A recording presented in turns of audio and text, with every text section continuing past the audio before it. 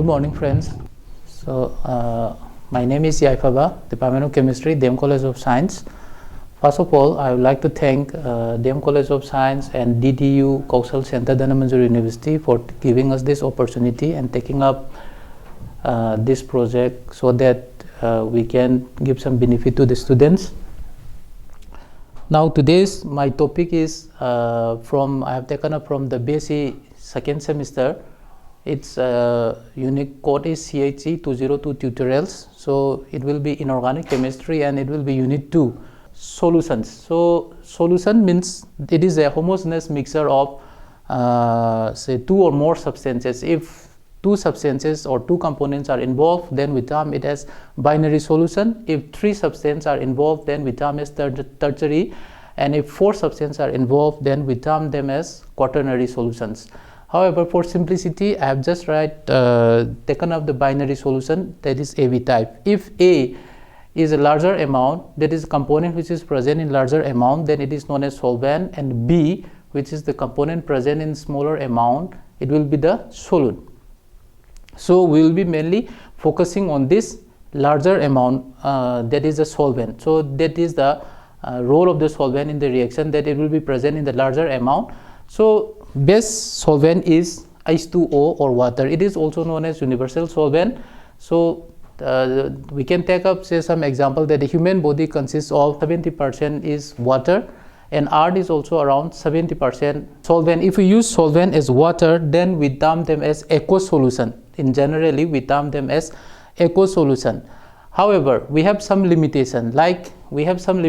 Means certain substances, they follow the rule that only certain substances they dissolve likes. It is given here like dissolve likes. So for example, only polar solvent will be polar compound will be soluble in polar solvent. Say water is a polar solvent. However, organic compounds and non-polar compounds will have to be soluble in another non-polar solvent. For example, benzene, carbon tetrachloride, tetrahydrofuran, etc. So from this it arises the requirement of the non-aqueous solvent. Okay, so here we do some classification of solvent, solvent based on proton donor and proton acceptor properties. Okay, so first we have number 1 is the protic or protonic solvent. So it is consists of 2 parts. Number A is acidic or protogenic. It has a tendency to release proton. So base example is sulfuric acid, H2SO4, hydrogen fluoride, and hydrogen cyanide. Another part is the basic or protophilic part. Here H is missing, it should be protophilic.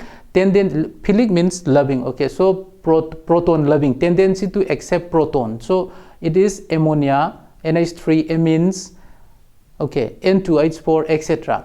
Then number 2 is aprotic solvent. It has no tendency to release or accept proton. So for example is benzene, chloroform, sulfur dioxide, carbon tetrachloride, etc. Here it may have proton or it may not have proton. So the presence of proton is not necessary. Okay, so the best example here is dinitrogen tetraoxide. Here the reactions takes place or ionization takes place in absence of proton. So it gives nitrosonium and nitrate. Last is amphiprotic solvent.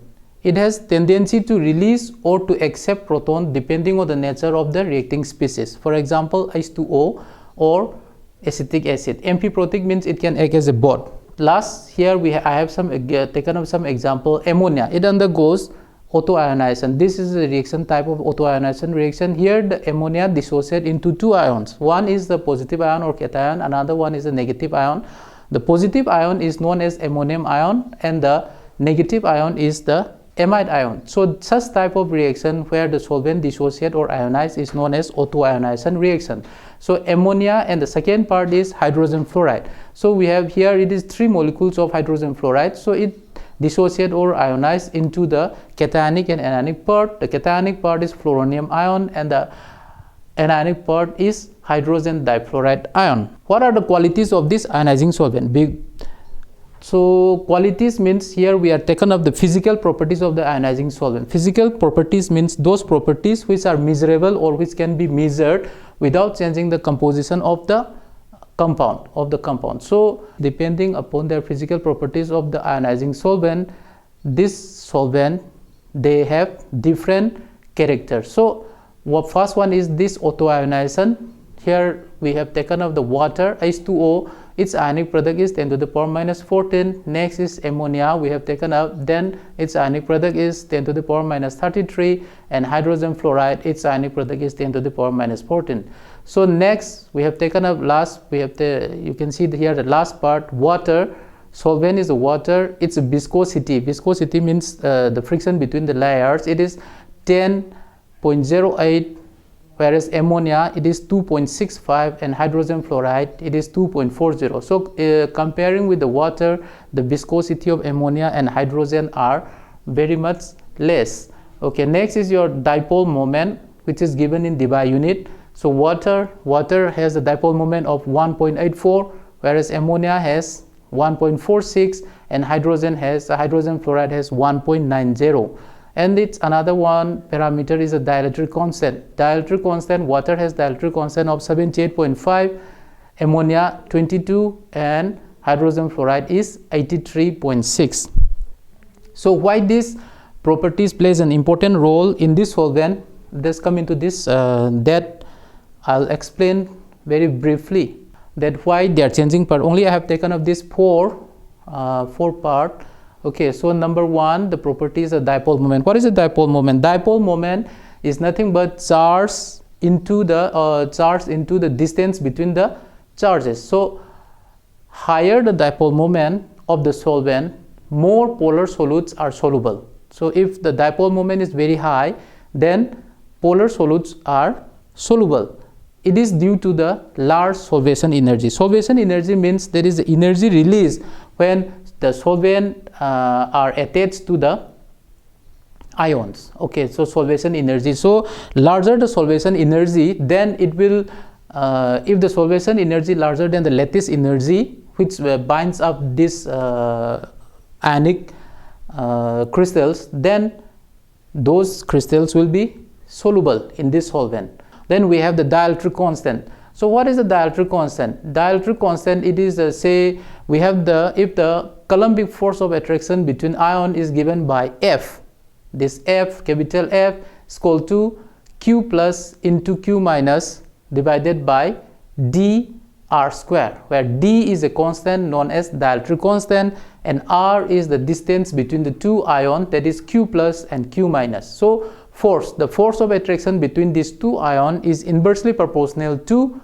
d, or the dielectric constant. That means larger will be the dielectric constant, that is the weaker will be the force of attraction holding the two ions, and easily it will be soluble into the ionic or solvent. So solvent with the higher value of d will weaken the bond of the ionic crystal. So for example, water, it has a dielectric constant 78, is a better solvent for dissolving sodium chloride, which is a ionic crystal, than ammonia, which has dielectric constant is equal to 22. So number 3 parameter is viscosity. Viscosity, what is viscosity? Viscosity is the force between the two layers of the liquid. So more the force, more is the viscosity or viscousness. So if the solution is, if the solvent is very viscous, then it has certain problem like difficult to handle and also to carry out reactions like precipitation, crystallization, etc. For example, say sulfuric acid. So viscosity, solvent of required viscosity should be selected. And last parameter is electrical conductance. These are self-ionizing solvent. That is the solvent we have taken up, that is ammonia and hydrogen fluoride are self-ionizing solvents. So greater the electrical conductance, if they ionize very much, or if their ionization is very great, then they will give greater electrical conductance. So greater is the degree of ionization, easier is the acid-base reaction to occur. Liquid ammonia, as we know that ammonia at the room temperature, ammonia is gas because its boiling point is minus 33.35.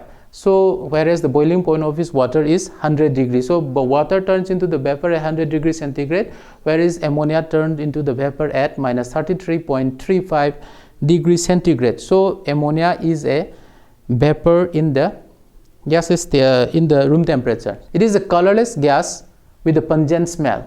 So it is lighter than air. Its density is 0.589 times that of the air. It is easily liquefied due to the strong hydrogen bonding between the molecules. Since ammonia, you can look down at this figure. So since the electronegativity of nitrogen and hydrogen varies very much, therefore they can form a good hydrogen bond. So it is easily liquefied due to the strong hydrogen bonding between the molecules, and the ammonia boils at minus 33.3 and freezes to white crystalline at minus 77.7 degrees centigrade, and its liquid ranges, means the liquid ammonia can be stable, or we can have do the reaction of liquid ammonia in the range from minus 77 to minus 33 degrees centigrade. So its heat of vaporization is 23.6, and it is self-ionizable in nature and act as an associated solvent. So in order to work in the liquid ammonia, we have to use such type of reaction conditions or such type of instrument that